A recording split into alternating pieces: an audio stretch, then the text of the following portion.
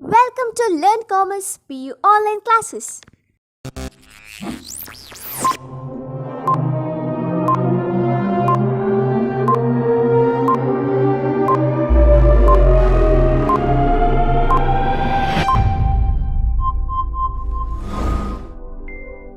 Don't forget to like our video and subscribe our YouTube channel for all the updates. Hello students, welcome to second PU Business Studies online classes. Today I am going to take up a new chapter, that is staffing. Fifth chapter we have studied organizing, and this is the sixth one in your NCERT syllabus, part 1. So management part. Now, before moving on to the very meaning of staffing, it is one of the functions, no doubt, functions of management, planning, organizing. The third function of management, this is why staffing is required. Because of the all resources that are required to commence a business or start an enterprise, staffing is the most critical one, because other resources you can control, and if there is a shortage you can arrange, you can do something, but human beings are very critical.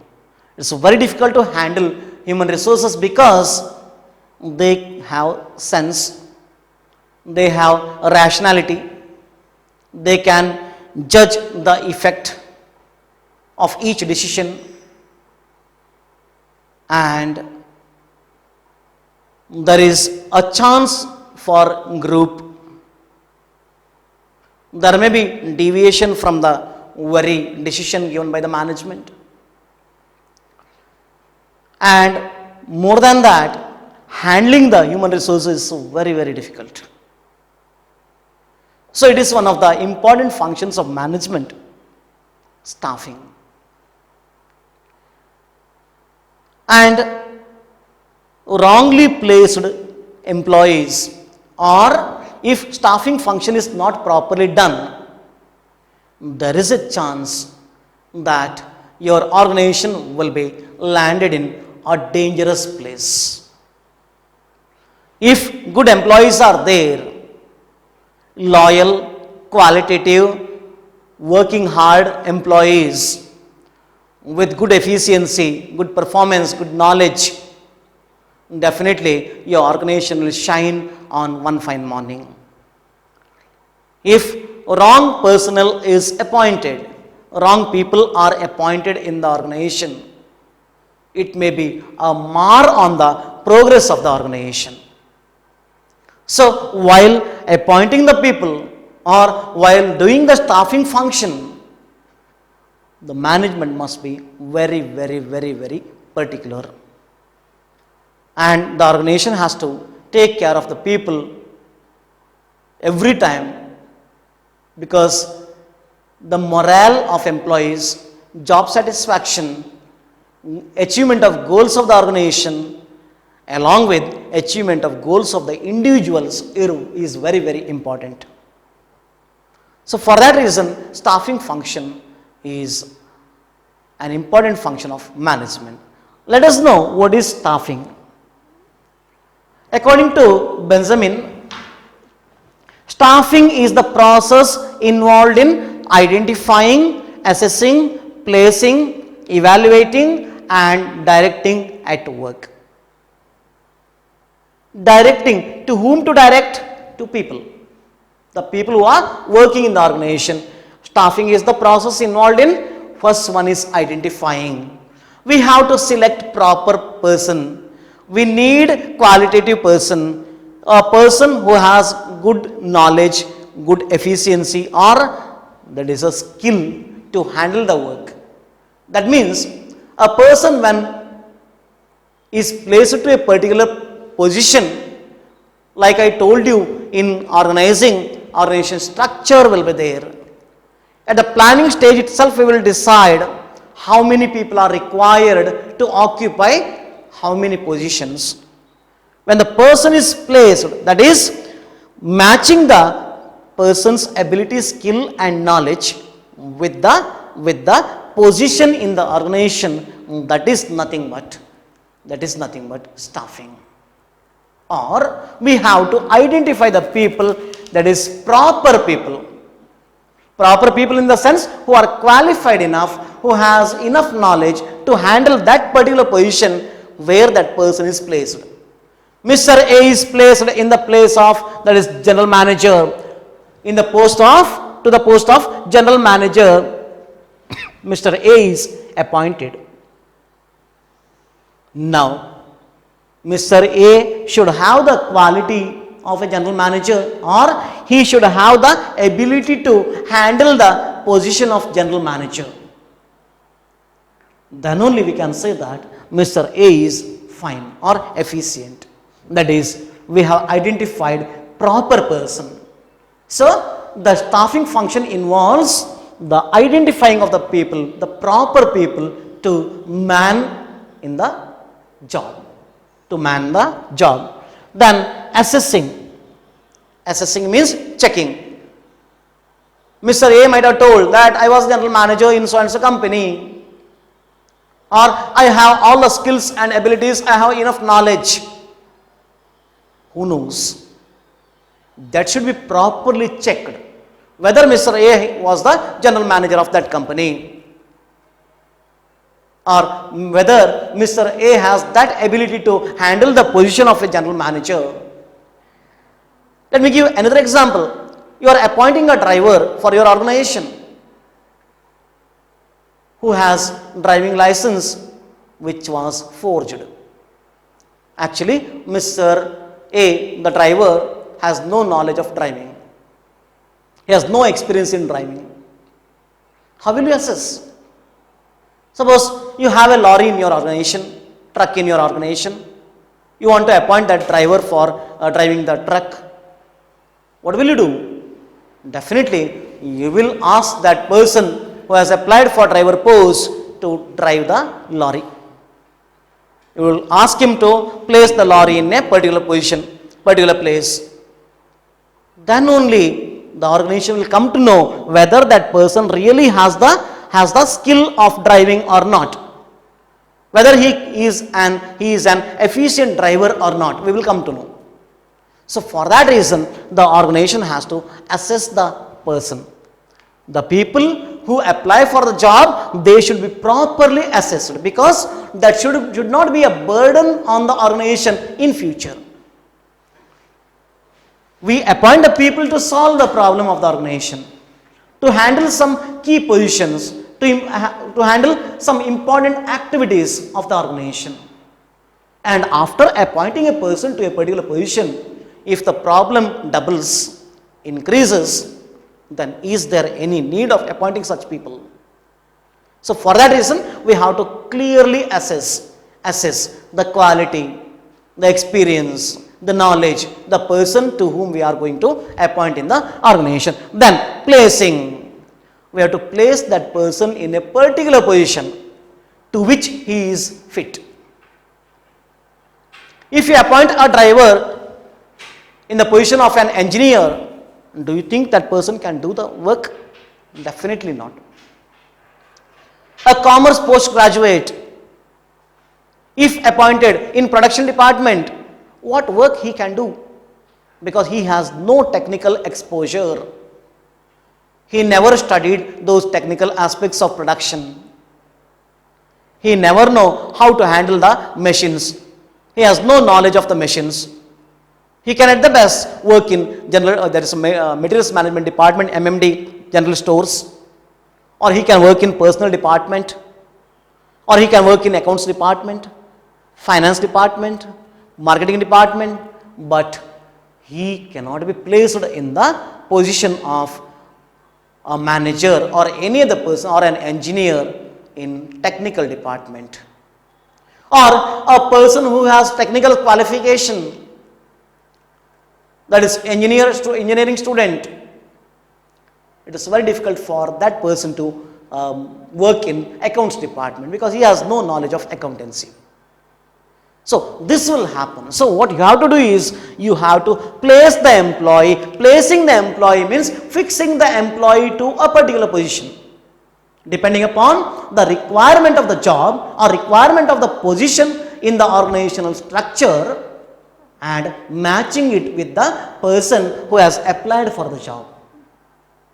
If the requirement of the position and the qualification, experience and knowledge the person has, if matches, then appoint that person to that position. That is placing. Then evaluating. Of course, everything should be evaluated. Students are evaluated by conducting continuous tests, exams and all these things. Mock tests, oral questions, isn't it? In the same way, everything should be evaluated. When you appoint a person by paying salary to him, paying amount to that person, when an organization pays amount to its employees, the organization wants more than whatever the organization pays. So it wants more, that is efforts, output from the employees. So when evaluation is not done, you have appointed a people, you never know what the people are doing in the organization. If there is a particular parameter that an operator, he has to give 100 kgs of, that is production output. If it is not reached, then we can say that the operator is inefficient. Or what we can do, we can search for the reasons why the operator has not reached up to the standard. Whether the standard is difficult to achieve, revise the standard. If the operator is really not working properly, he sleeps at night shifts, definitely we have to take action on such operator. So these are the things which comes under evaluation. Evaluation means, that is assessing the progress of the employee, assessing the progress or work of the employees in a systematic way. We call it as appraisal, performance appraisal. Otherwise what will happen? The people who are working hard, they will not be rewarded properly, and those people who are not working properly, they will not be penalized. So there should be penalty and incentive for the work done or not done. So here evaluating and directing at work.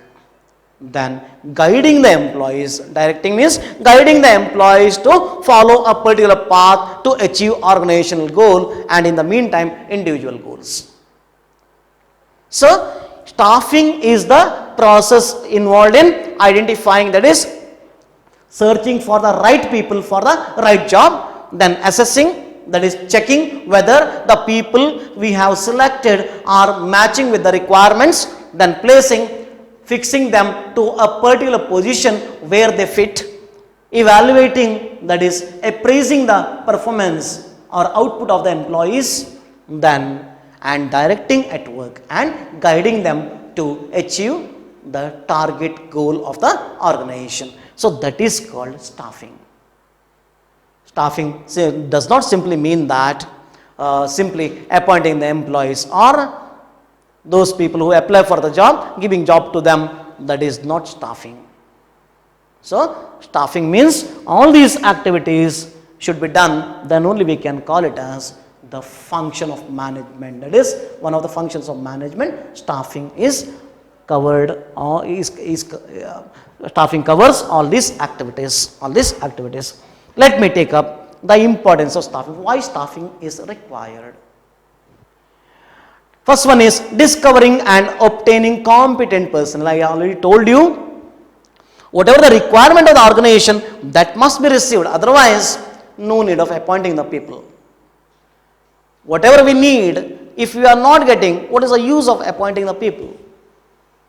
If you go to vegetable market and we need tomatoes, tomatoes are not available in the market. what is the use of going to market? In the same way, when we appoint the people, we should get competent people. Competent personnel means who have higher output, who are committed to the job, who are hardworking, who are loyal to the organization, and who can improve the position, who can think about the growth and development of the organization, and at the same time development of the people themselves. Second one is continuous growth and success of the enterprise. As I already told you, ultimately when you appoint good people, that is qualitative people for the right position, then it is a sign of growth and success of the enterprise. So for that reason, we need staffing. We need to do the staffing function. Third one is effective utilization of human resources.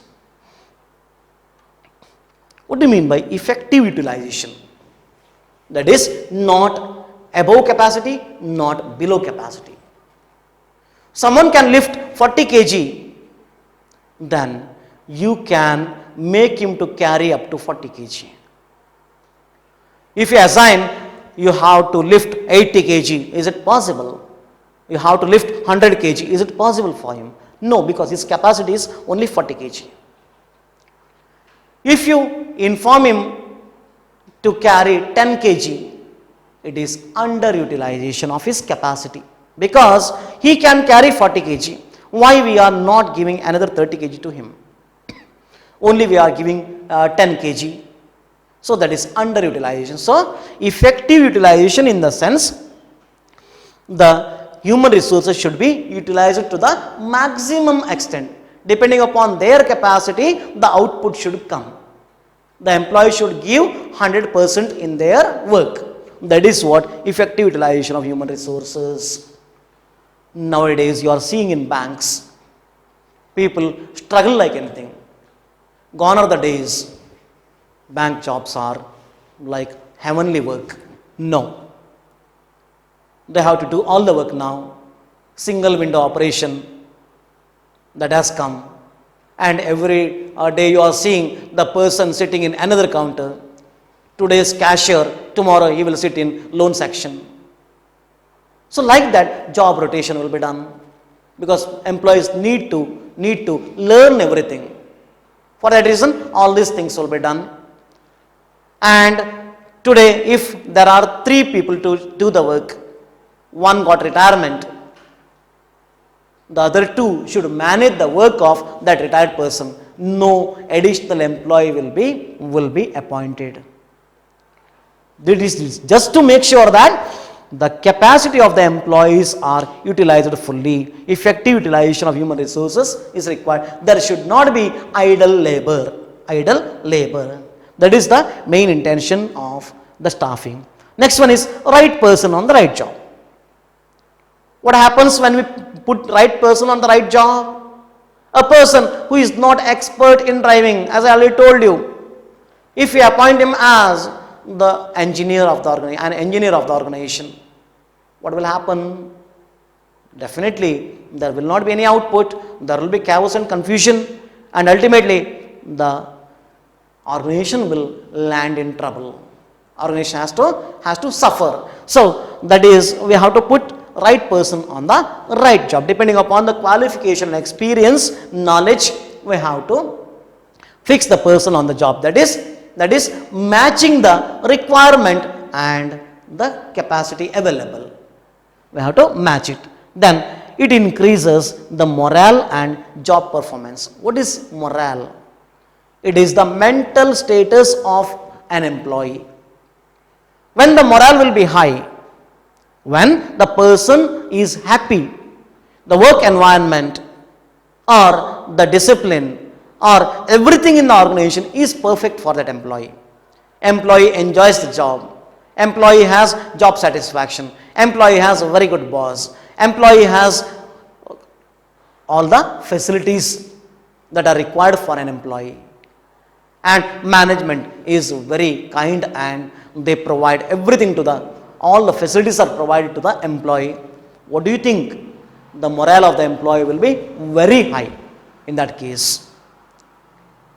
Or you are paying the salary, the organization is paying salary on time, every month on 1st of every month salary gets credited. If first is Sunday, on 31st or 30th itself the salary will be credited to the account. Don't you think the morale of the employee will be high then? Yes, of course. Employees' morale will increase and employee will be happy to work, feel that is delighted to work, to give more efficiency. Ultimately, the efficiency of the employee will increase. If an organization which pays salary very late, or sometimes maybe after 1 month, 1 month delay will be there, or there are no facilities to work, a person who is working in dangerous area should be provided with, that is safety shoes, helmets. If those are not provided, then the morale of the employee will be low, and such employees will become very critical one fine morning, because it is the duty of the management or the organization to protect the employees from all the dangers. Otherwise, what will happen? If the employee is not protected, one fine morning, whenever there is a danger for the management, employee will not protect the management. That will happen. So we have to make sure that the employee's morale is always high, so that we will get good performance from the employee. So this can be done only through proper staffing. Let us move on to next part. It is given as human resources management and staffing. Human resources management is a very wide concept, and staffing is a part of human resources management. Staffing is a part of HRM or human resources management. And HRM, human resources management itself, is a discipline or a subject. It is not a function. And it is similar to some extent, and those are the staffing activities. Staffing function of management, which we call, that is a part of human resources management, and human resource management is very wide scope, has very wide scope. Now, moving on to the next part, staffing process, very important from your board examination point of view. They may ask an essay question on this for 8 marks. So, what is the step? First step in staffing process in the sense how we proceed to appoint an employee, how we try to retain the employee, how we try to get maximum output from the employee. That part comes under the staffing process. That is, manning the people for the job is nothing but staffing process. Let me take up one by one the steps in staffing process. Staffing process steps. First one is manpower planning. Manpower planning means estimating the manpower requirement of an organization. At the beginning stage itself, we have to think. At the planning stage itself, we have to think how many employees are required, how many presidents, how many general managers, how many engineers, how many operators, how many workers. All these should be decided depending upon the skill already available in the organization, the financial resources, scale of operation, technology we are going to adopt, and the market, how much quantity we will produce, and depending upon that, how many employees are required, and how many departments are to be created, or how many products we are going to manufacture. Depending upon that, we have to estimate the requirement of the people. We have to make an estimation of the requirement of human beings while preparing the that is organizing chart itself. Organization structure, when we decide, when we draft, then only we have to decide how many people are required in the organization to work. Because overstaffing is a problem, increases the cost of the product. Sometimes it happens the political influence, maybe ministers, MLAs, MPs, they recommend and the organization will appoint the people. There is no work for them, underutilization of, that is, human resources, ultimately increase in the cost of production, and tough competition in the market cannot be faced by the organization. That will be a negative sign for the progress of the organization, on the progress of the organization. Then second one is recruitment. Recruitment simply means making the employees to apply for the job. Recruitment does not mean that appointing the people for the job. No. That is giving an advertisement, maybe through different media, maybe newspapers, online. Nowadays, online submission of application is the order of the day nowadays. In olden days, we used to see there's newspapers, wherever the advertisement is, we will take a cutout of that. Then as per that, we used to go to bank, or we will prepare DD for paying the fees of the exam, maybe entrance exam, maybe there. Nowadays, online payment, online application, everything will be online. So no headache of such things. So here, recruitment simply means giving an advertisement or informing the people to apply for the job. Once the applications are submitted, the recruitment process comes to an end. It is not appointing the people, it is just making the employees to, or stimulating the people to apply for the job in the organization which is vacant. Then selection. Selection is the process of elimination.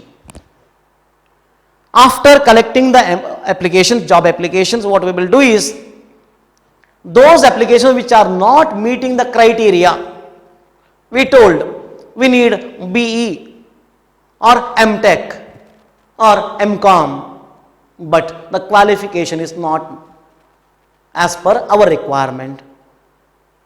Age we told 30 years, someone has applied who has already crossed 35, not meeting our requirements. So those applications which are not meeting the requirements that is decided by the management will be rejected first.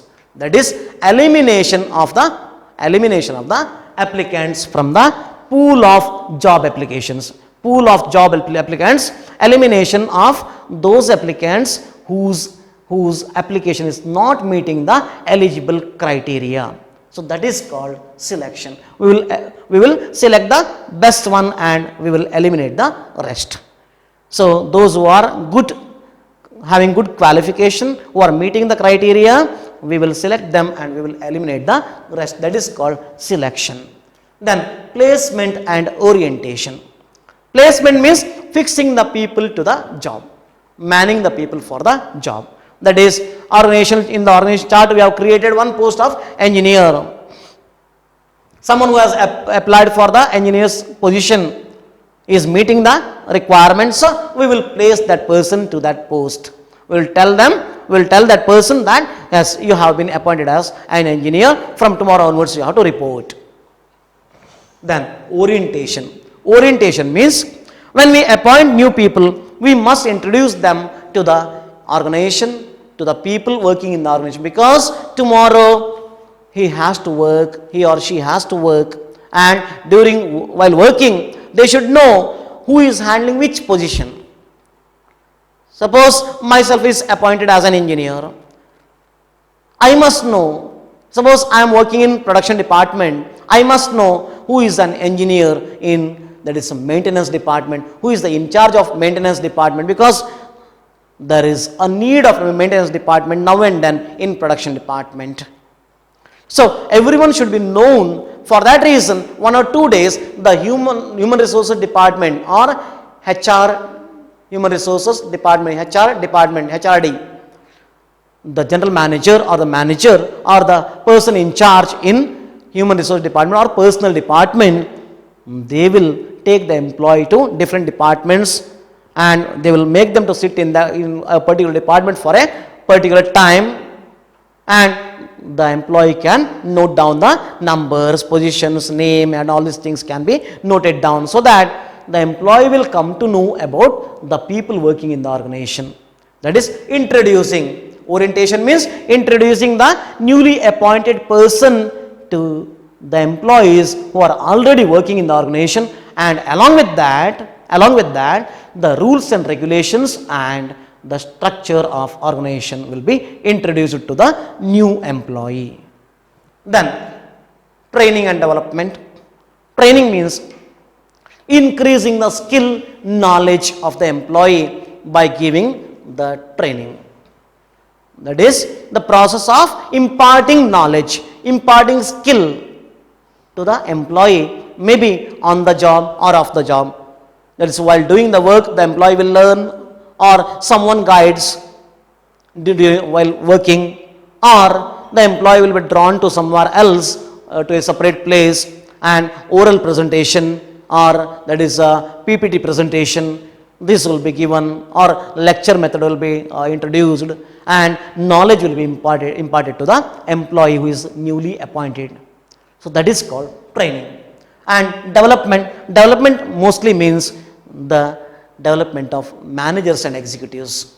Training of managers and executives is called, that is development, or it is advanced training to the employees. Performance appraisal, that is systematic evaluation of the performance of the employee on the job.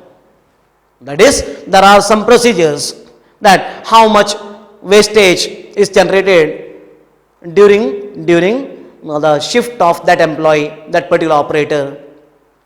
What is the percentage of waste generated? How much output is given by that employee? What about the discipline of the employee? Whether the employee is regular in his work? What about the attendance? All these parameters are there, and on the basis of these parameters, the employee's performance will be evaluated. That is, systematic appraisal or evaluation of the performance of the employee is nothing but performance appraisal. Performance appraisal. On the basis of this, the employees will be given rewards, incentives, punishments, memos, and all these things. Positive and negative reinforcement we call. Positive reinforcement in the sense will give bonus, will give incentive, will give cash allowance, will give extra leave. All these are positive incentives or positive reinforcement. Negative reinforcements, scolding the employee, telling him to go for training, telling the employee to go on compulsory leave, or giving a memo to the employee, or issuing show cause notice to the employee. All these are coming under negative reinforcements. Both will work depending upon the situation. We have to see the gravity of the situation, and on the basis of that we have to use positive or negative reinforcements. Then promotion and career planning. Promotion means vertical upward movement of an employee in the organization. That is, vertical upward movement of an employee in the organizational ladder with increased responsibility, increased pay, and increased job performance. That is, if a person who is working as an operator, if he is promoted as assistant engineer, then that is promotion. The position will increase, the salary will increase, or the remuneration will increase, and in the meantime responsibility will also increase. That is called vertical upward movement of an employee in the organizational ladder or organizational structure with increased position, increased responsibilities, and increased reward. That is called promotion. Career planning is nothing but developing the employees, that is making them to go for, that is education, higher education. All this comes under career planning. That is systematic planning of the employee's future. And last step is compensation. When an employee works, definitely he should be properly compensated. Like we have some measurement, like the people who are daily wage workers here in and around, normal, that is a helper, demands around 600 rupees per day, 500 rupees per day with the tea, coffee and all these things. Everything should be provided. In the same way, an engineer or a general manager or a manager, there is a criteria that this person, the person who is holding this position, should be rewarded this much. So that is called compensation. When the employees are properly compensated depending upon their position and their efforts, their sincerity, their output, their performance on the job, they will feel happy to work and their output will increase, their morale will increase and they will have job satisfaction, which is a good sign for the growth of the organization. A dissatisfied employee is a burden on the organization because always the morale level of dissatisfied employee will be low. The employee will spread rumors. The employee will always criticize the management, criticize the organization. That ultimately is a mar on the growth of the organization. So, proper compensation should be paid to employee, which is the last step in staffing process. So, these are the various steps in staffing process, which is very important from your board examination point of view. I will take up the recruitment in the next class. Write assignment for you. Assignment. Mention the steps in staffing process. Mention the steps in staffing process. Thank you for watching this video. Thank you.